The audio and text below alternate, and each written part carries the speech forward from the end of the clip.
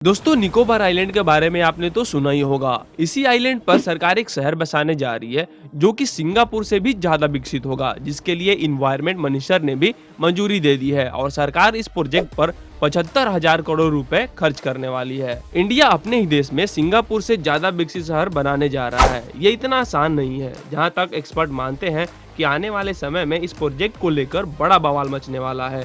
कुछ इंडिया की तो कुछ बाहरी तत्व यानी इंटरनेशनल इंटरफेरेंस अपना पूरा जोर देंगे कि इस प्रोजेक्ट को रोक दिया जाए। और आपको एक मजे की बात बताऊं, ये जो मैं कहते रहता हूं वीडियो में कि एक्सपर्ट के अनुसार, एक्सपर्ट मानते हैं विशेषज्ञों के अनुसार, तो ये एक्सपर्ट कोई और नहीं, दरअसल मैं ही हूँ। खैर, आज की इस वीडियो में इसी टॉपिक पर प्यार से और विस्तार से भी चर्चा करने वाले हैं, तो वीडियो को गलती से भी स्किप करने की गलती मत करना। अगर आपको वीडियो पसंद आए तो वीडियो को लाइक करने में कंजूसी बिल्कुल मत करना, क्योंकि ऐसी ज्ञान भरी वीडियो बनाने में दिन रात की मेहनत लगती है।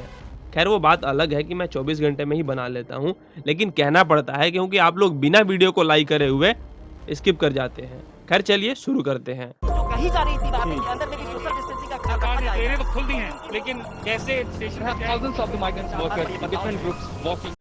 सिंगापुर एक ऐसा देश है जिसकी गिनती दुनिया के उन्नत और विकसित देशों में किया जाता है, जहाँ की गगनचुंबी इमारतें और रिच लाइफ स्टाइल अक्सर लोगों को अपनी ओर आकर्षित करती है। सिंगापुर जाना बहुत लोगों का सपना होता है, लेकिन महंगे शहर होने के कारण मिडिल वर्ग के लोग नहीं जा पाते। पर क्या आपने कभी सोचा है कि आखिर सिंगापुर इतना विकसित कैसे है? खैर, हम इसमें इतना डीप नहीं जाएंगे, इस टॉपिक पर किसी और वीडियो में बात करेंगे। सिंगापुर जिस भौगोलिक स्थान पर है, उसने उसका भरपूर फायदा उठाया है। चलिए आपको बताते हैं कैसे। सिंगापुर मलक्का स्टेट के मुहाने पर स्थित है। जैसा कि आप इस मैप में देख सकते हैं, यह वह स्टेट है जहां दुनिया में होने वाले समुद्री व्यापार का 50% एक्सपोर्ट एंड इंपोर्ट किया जाता है। आप इसे ध्यान से देखिए और समझिए। इसे फारस के खाड़ी के नाम से जाना जाता है। यहाँ से दुनिया का लगभग 50% जो तेल यहाँ से निकलकर अरब सागर होते हुए हिंद महासागर होते हुए यहाँ से गुजरता है। और ये आप इंडोनेशिया के पास इतना पतला रास्ता देख रहे हैं, इसे मलाक्का स्टेट के नाम से जाना जाता है। और इस स्टेट के कॉर्नर पर एक देश है जिसे आप सिंगापुर के नाम से जानते हैं। और भैया, सिंगापुर के पास एक हाई क्लास इंटरनेशनल पोर्ट है, इंटरनल कंटेनर एंड शिपयार्ड है।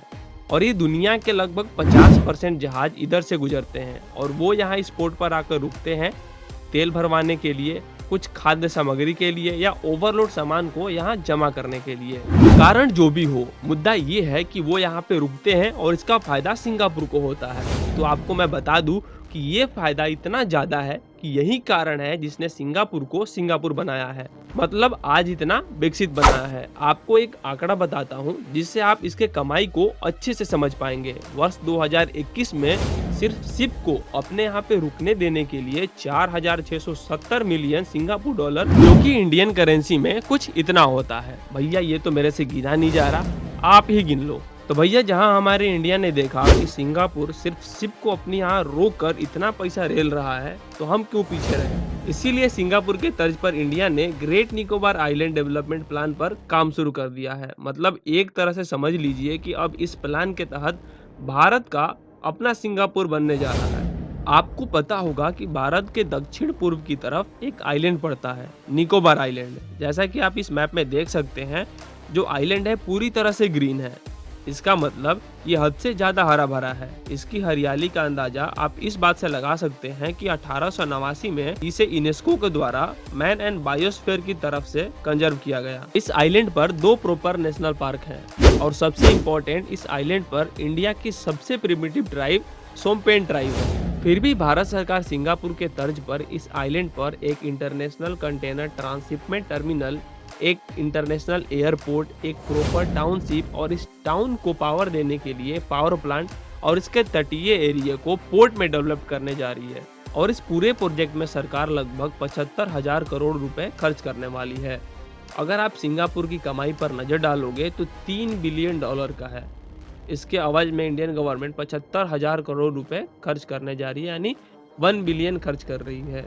इतना ये जस्टिफाई करता है। यहाँ तक तो सब ठीक है, पर सबसे बड़ी जो मुश्किल है कि ये जो आप मैप पर ग्रेट निकोबार आइलैंड देख रहे हैं, इसमें ग्रीनरी नेक्स्ट लेवल की है, जिसमें से इतने हिस्सों पर ग्रेड प्रोजेक्ट चलाया जाएगा, यानी कि पावर प्लांट, टाउनशिप, एयरपोर्ट और इसके तटीय क्षेत्रों को पोर्ट और कंटेनर टर्मिनल बनाया जाएगा। तो इस पूरे इलाकों के सारे ग्रीनरी यानी कि पेड़ पौधों को काटना पड़ेगा, जिसमें से 8 से 12 लाख पेड़ों को काट दिया जाएगा, जिसे बड़ी मात्रा में मैंग्रोव भी नष्ट हो जाएगा। 2011 की जनगणना के अनुसार इस आइलैंड पर लगभग 8,000 लोग रहते थे। अब सरकार 6,50,000 लोगों को बसाने जा रही है। अब जाहिर सी बात है, इतना बड़ा प्रोजेक्ट है तो इसे पूरा करने के लिए लोग भी तो चाहिए ना। इस प्रोजेक्ट को जब हमारे इन्वायरमेंट मिनिस्टर ने मंजूरी दी तो टोटल रिसर्चर ने इसका विरोध करना शुरू कर दिया और बहुत ही जल्दी दुनिया भर की सारी एनजीओ और एजेंसियां भी विरोध करना शुरू कर देंगी, क्योंकि ये जो पूरा एरिया है, अगर यहाँ से सारे पेड़ काट दिए जाएंगे तो जाहिर सी बात है पर्यावरण को भारी मात्रा में नुकसान होगा। और नुकसान इतना ज़्यादा है कि यहाँ पर लगभग 2,500 से भी ज़्यादा फ्लावर, 5,100 से भी ज़्यादा एनिमल, जिसमें मुख्य रूप से 179 coral, 55 mammal, 244 bird, 76 reptile, 54 major tree, 38 climber, 20 herbals and 30 shrubs, इस सब को सबसे ज़्यादा नुकसान पहुंचने की पूरी संभावना है। इसके अलावा यहाँ पर एक और पक्षी पाया जाता है, निकोबार मेगापोड, जो कि पूरी दुनिया में सिर्फ इसी आइलैंड पर पाया जाता है। इस ग्रेट निकोबार आइलैंड पर बाहरी इंटरफेरेंस से यहाँ के सिमोन ट्रवाइड कैसे रिएक्ट करती हैं, ये एक देखने वाली बात होगी। और हाँ, एक बात और, इस आइलैंड पर इंटरनेट के लिए चेन्नई से इस आइलैंड तक लगभग 1200 किलोमीटर की ऑप्टिकल फाइबर समुद्र के अंदर ऑलरेडी बिछा दी गई है। दोस्तों, किसी महान पुरुष ने कहा था कि डेवलपमेंट और इन्वायरमेंट, ये दोनों शायद ही एक दूसरे के साथ कभी चल पाएंगे। हमने इस ग्रेट निकोबार डेवलपमेंट के बारे में सब कुछ आपके सामने रख दिया है और मैं इस भाषण में तो बिल्कुल नहीं पढ़ूंगा कि कौन गलत है कौन सही है। ये जिम्मेदारी मैं आपको देता हूँ कि आप लोग बताओ कि प्रोजेक्ट कितना गलत है और कितना सही है। अपना विचार कमेंट में जरूर लिखिएगा।